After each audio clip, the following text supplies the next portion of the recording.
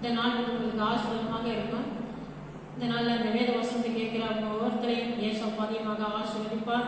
ஆண்டவர் இந்த நாளில் உங்களுக்காக தந்த வேத வசனம் ஏசாயா 30:18 வாசிக்கிறேன்.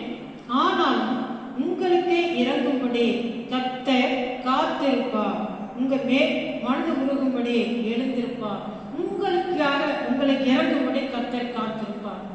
அருமையான சகோதர சகோதரிகளே, உங்களுக்கு இறங்குறதுக்கு எந்த நேரம் உங்களுக்கு உதவி செய்யணும், எந்த நேரம் வரும், எது உங்களுக்கு ஏற்ற வேலை, எந்த டைம்ல உங்களுக்காக அவர் செய்ய வேண்டிய கடமை, நீங்க இந்த எதிர்பார்த்திருக்கிற அந்த தேவையை அவர் செய்யறதுக்கு அவர் காத்திருக்கிறார்.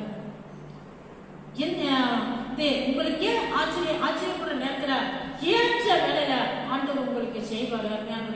நீங்க எதற்காக காத்திருக்கிறீங்க, நீங்க எதை எதிர்பார்த்து கொண்டிருக்கிறீங்க, எதற்காக நீங்க ஏன் தவித்து கொண்டிருக்கிறீங்க, எதற்காக நீங்க இவ்வளவு நாட்களா ஜெபம் பண்ணி காத்திருக்கிறீங்க. கர்த்தர் உங்களுக்காக இருக்கிறதுக்காக காத்திருக்கிறாரு.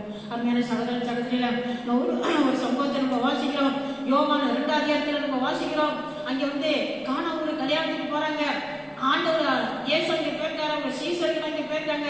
போன இடத்துல அங்கே திராட்சை ரசம் குறைப்பட்டிருக்கிறாரு, அங்கே ஒரு குறைவு.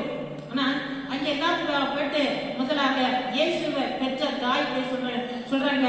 அதற்கு இயேசு சொல்றாரு, இயேசு ஸ்திரியே, எனக்கும் உனக்கும் என்ன, என் வேலை இன்னும் வரல அப்படின்ற, என் வேலை இன்னும் வரல. அந்த அம்மா சொல்றாங்க, இது மட்டும் திராட்சை ரசம் இல்லப்பா, குறைப்பட்டு படிச்சு ஜனங்கள்லாம் யாரும் வந்திருக்காங்க, கேவலமா நினைச்சிட போறாங்க, அவங்களுக்கு என்ன பண்றதுன்னு தெரியல, எப்படியாவது உதவி செய்யும், ஒரு அற்புதம் செய்யுங்க அப்படின்னு சொல்லி தாய் சொல்லும்போது, ஸ்திரியே உனக்கு எனக்கு என்ன, இன்னும் என் வேலை வரல. அதனால சகோதர சகோதரிகளே, உங்கள் செய்யறது கூட இன்னும் வேலை வராம இருக்குது, இன்னும் நேரம் வராம இருக்கு. ஏற்ற வேலையில கண்டிப்பா ஆண்டவர் உங்களுக்கு இறங்குவாரு, உங்களுக்கு அற்புதம் செய்யறாரு. இந்த இடத்துல நம்ம வாசிக்கிறோம், மலை பிரசங்கம் நடந்து கொண்டிருக்குது. ஏசப்பா மலை உரங்களை இன்னும் பிரசங்கம் பண்றாரு, மலைக்கு மேல இன்னும் பிரசங்கம் பண்றாரு, கடல் உரங்கள் எல்லாம் இன்னும் பிரசங்கம் பண்றதை நம்ம வாசிக்கிறோம். அங்க ஒரு பகுதியில ஒரு இடத்துல ஊழியர் நடக்கும்போது ஜனங்களை காலையில இருந்து சாயங்காலம் வரையும் காத்திருக்கிறாங்க, பசி உண்டாகுது. அப்ப சீசர்களாக ஒரே கவலை, இவ்வளவு நேரமா ஆண்டவர் இவங்கெல்லாம் பிடிச்சி வச்சு பிரசங்கம் பண்ணிக்கிட்டே இருக்காரு. கொஞ்சம் கூட கவலையில அவங்க காலையில இருந்து சாப்பிடாம இருக்கிறாங்க, பிள்ளைங்க இருக்குது, வயசானவங்களா இருக்கிறாங்க, குழந்தைகள் இருக்குது, சின்ன சின்ன குழந்தைகளா இருக்காது, குடிக்க பால் கூட கிடையாது, தாய்மார்கள் காலையில இருந்து உட்கார்ந்து இருக்கிறாங்க, வெயில்ல இருக்கிறாங்க, என்ன பண்றதுன்னு தெரியல. பாட்டு பேசிக்கிட்டே இருக்கிறாங்க. சீசர்களுக்கு ஒரே கவலை, ஒரே குழப்பம், என்ன பண்றதுன்னு தெரியல. இதெல்லாம் குழந்தைகள் போயிட்டு ஆண்டவர்கிட்ட போயிட்டு வளராங்க, ஆண்டவரே நீங்க அவங்களாம் அனுப்பிவிடுங்க, போய் அவங்க ஆகாரத்தை ஏதாவது சம்பாதிச்சுட்டு வரட்டும், ஏதாவது சாப்பிட்டு வரட்டும், ஏதாவது கடை கிடைச்சிருக்கிற பக்கத்துல போயிட்டு வரட்டும் ஆண்டவரேன்னு சொல்லி பேச வர்றாங்க. அப்ப ஆண்டவர் சொல்றாரு, திடீர்னு ஒரு கூட பீப்படுறாரு, என்ன நீங்களே அவங்களுக்கு ஆகாரம் கொடுங்க, நீங்களே சாப்பாடு கொடுக்கணும். இவங்களுக்கு எல்லாம் பக்குன்னு ஆயிடுச்சு. சின்ன நம்ம ஒண்ணுமே இல்லாத ஒரு பாத்திரம் கூட எடுக்கல, ஒன்னும் அரிசி பருப்பு எடுக்கல, ஒண்ணும் கிடையாது, சும்மா நீங்களே சாப்பாடு கொடுக்கணும் ஆண்டவர் சொல்றாரு. எப்படி? ஆனா ஆண்டவருக்கு தெரியும், அற்புதம் செய்ய போறவங்களுக்கு தெரியும். அதனால இவங்களை ஆண்டவராக கேட்கிறாரு.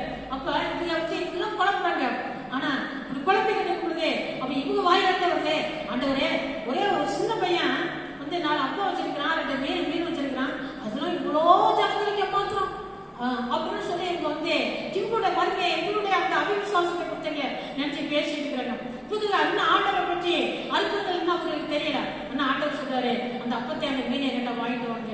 அங்கே ஆசிரியத்தை பாருங்க, அங்கே 5000 பேர், ஒரு இடத்துல பாக்குறோம் 7000 பேர், இன்னொரு இடத்துல பாக்குறோம் 5000 பேர் பாக்குறோம். இப்பெல்லாம் அங்கே பார்த்தா பெண்கள் பிள்ளைகளை கணக்கில் வரல, புருஷர்கள் ஆண்கள் மட்டும் சாப்பிட வேண்டிய கணக்கு பாக்குறோம். பார்த்தா அவ்வளவு பேர் சாப்பிட்டாங்க. அங்கே ஒரு அற்புதம் செய்வது ஏன்? இந்த வேலை வருங்கிறத அவருக்கு தெரியும், அற்புதம் செய்ய போகிறது அவருக்கு தெரியும். ஆனா இவங்கெல்லாம் குழப்பி கொண்டு இருக்காங்க, என்ன செய்யறது, ஏது பண்றதுன்னு. அதே போல கூட இதையும் கூட என்ன பண்றதுன்னு தவித்து கொண்டிருக்காங்க. இந்த நெருக்கடியில இருக்கிறேன், நான் என்ன பண்ண போறேன்னு சொல்லி யோசித்து கொண்டிருக்கலாம். ஆனா ஆண்டவர் அற்புதம் செய்யும்போது உங்களுக்காக காத்திருக்காரு, உங்க மேல இறக்கத்தை காத்திருக்காரு. உங்களுக்கு ஆண்டவர் அற்புதம் செய்வார், உங்க மேல இறக்கமா இருக்காரு. நான் ஜெபிக்கிறேன், உங்களுக்கு ஆசீர்வாதமா இருக்கேன். பரிசுத்தம் நல்ல பிதாவே, உங்கள் ஸ்தோத்திரம் நன்றி தகப்பனே. ஆண்டவரே உங்கள் ஸ்தோத்திரம், இந்த வேத வசனத்தை கேட்ட ஒவ்வொருத்தரையும் நீர் ஆசீர்வதிங்கப்பா. ஏசாப்பா உங்கள் ஸ்தோத்திரம் வெகு காலங்களாக ஆண்டவரே சில விஷயத்திற்காக ஜெபிச்சு ஆண்டவரை காத்திருக்கிறார்களப்பா. ஏசாப்பா நீங்க அவர்களுக்கு இறக்குங்க ஆண்டவரே. அப்பா நீங்க ஒரு அற்புதம் செய்ய ஆண்டவரே. ஏசாப்பா உங்கள் பிள்ளைகள் ஆண்டவர், அப்பா உங்கள் ஸ்தோத்திரம் இந்த நெருக்கத்தை விடாதீங்க ஆண்டவரே, இந்த கஷ்டத்துல விடாதீங்க ஆண்டவரே, இந்த குழப்பத்துல விடாதீங்க ஆண்டவரே. ஏசப்பா உங்க பிள்ளைகளுக்கு நீர் ஒரு அற்புதம் செய்யாண்டவரே, இன்றைக்கு செய்யாண்டவரே, ஒரு விடுதலை உண்டாகட்டும் ஆண்டவரே. ஸ்தோத்திரப்பா, கிரியை செய்ய இயேசு கிறிஸ்துவின் நாமத்தில் ஜெபிக்கிறோம் பரிசுத்த நல்ல பிதாவே, ஆமென்.